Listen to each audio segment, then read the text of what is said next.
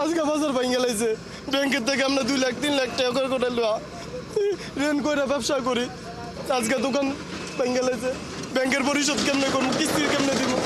নদীর জায়গা দখল করে গড়ে তোলা অবৈধ স্থাপনা উচ্ছেদে নরসিংদীর ঘোড়াশালে শীতলক্ষা তীরে অভিযান চালাচ্ছে বিআইডব্লিউটিএ।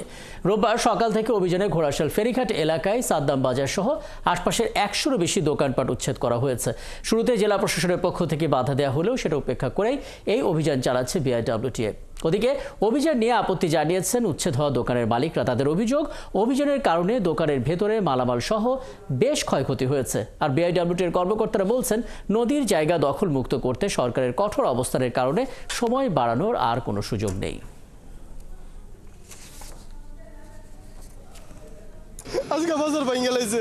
ব্যাংকের থেকে আমরা 2 লাখ 3 লাখ টাকা করে লওয়া ঋণ করে ব্যবসা করি। আজকে দোকান ভাঙে লাইছে। ব্যাংকের পরিশোধ কেমনে করবো, কিস্তি কেমনে দিব? মহামান্য হাইকোর্ট বলেছে নদীকে যে কোনো মূল্যে দখলমুক্ত করতে হবে এবং সিএস লাইন ধরে। আমরা এতদিন সীমানা পিলার স্থাপনের কাজটি করেছি, সীমানা পিলার পর্যন্ত অপেক্ষা করেছিলাম।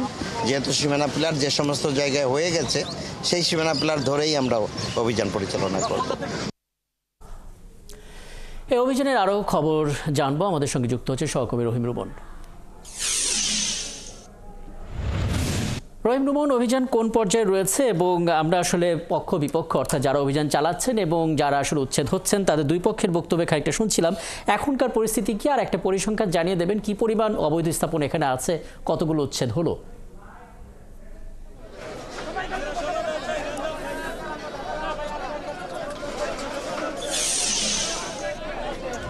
রাকিব, আজকে মূলত 10 একর জমি পুনরুদ্ধারের টার্গেট নিয়েই মূলত বিআইডব্লিউটিএ আজকের এই উচ্ছেদ অভিযান শুরু করেছিল।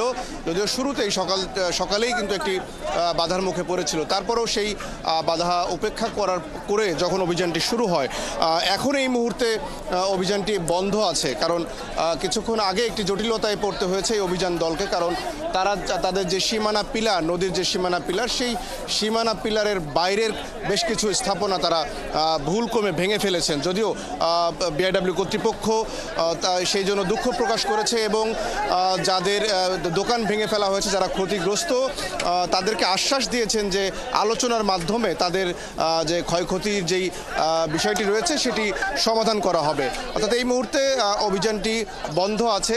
যতদূর অভিযান করবার কথা ছিল ততদূর এখন পর্যন্ত করা যায়নি।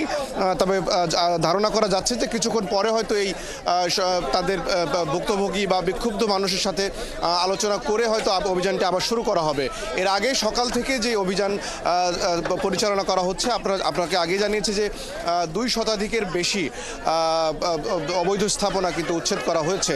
কর্তৃপক্ষ, বিআইডব্লিউটিএ কর্তৃপক্ষ বলছে যে নদীর প্রাণ ফেরাতে হাইকোর্টের যেই নির্দেশনা রয়েছে, যে রায় রয়েছে, সেই রায়ের যে নির্দেশনা, সেই নির্দেশনা মোতাবেক নদীর সীমানা পিলার ধরে যতগুলো অবৈধ স্থাপনা রয়েছে সকলগুলোই তারা উচ্ছেদ করবেন। যদিও যাদের দোকান উচ্ছেদ করা হয়েছে তাদের একটা বড় অংশের অভিযোগ রয়েছে যে তাদেরই এই বাজারের পাশেই বড় বড় শিল্প প্রতিষ্ঠানের জায়গা রয়েছে, যেগুলোকে উচ্ছেদ অভিযানে বারবারই উচ্ছেদ অভিযান করতে গিয়ে সেসব জায়গা থেকে কিন্তু কর্তৃপক্ষ ফিরে আসে।